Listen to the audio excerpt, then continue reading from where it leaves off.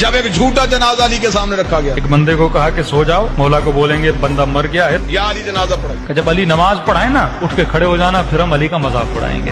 مسلمان شرارتیں نہیں چھوڑتا۔ تو ایک بندہ لیٹ گیا، جنازہ پڑھانے سے پہلے ہی علی نے کہا کون ہے اس کا جنازہ لے کے؟ کہ یا علی ہمارا دوست تھا بیچارہ، اس کا انتقال ہو گیا ہے۔ امام نے کہا دیکھو کسی اور سے پڑھا لو، علی سے نہ پڑھاؤ۔ کہ نہیں یا علی آپ ہی پڑھائیں، نبی کے صحابی ہیں، آپ کا درجہ، آپ کا مقام۔ کہ دیکھو پھر کہہ رہا ہوں مجھ سے نہ پڑھاؤ، کیونکہ میں جب نیت کروں گا تو نیت یہی کروں گا نماز جنازہ پڑھا رہا ہوں۔ بہرحال انہوں نے اصرار کیا، مولا علی آ گئے، امام نے نیت کی، نماز جنازہ کی اور نماز پڑھانا شروع کر دی۔ یہ اس انتظار میں تھے ابھی اٹھے گا ابھی اٹھے گا، نماز ختم ہو گئی، اٹھائی نہیں۔ اور ایک جناب آگے بڑھا اور اس کو اٹھانے کی کوشش کی، بھائی اٹھ جاؤ نماز ختم ہو گئی، کہیں تجھے نیند تو نہیں آ گئی؟ علی مسکرائی، علی نے مصلی چھوڑ کے کہا صرف مرا ہی نہیں ہے، قیامت والے دن ہر کوئی اٹھے گا، یہ پھر بھی نہیں اٹھے گا۔ مولا یہ کیوں نہیں اٹھے گا؟ فرمایا اس کا بدن نہیں مرا، اس کی روح ہی مر گئے۔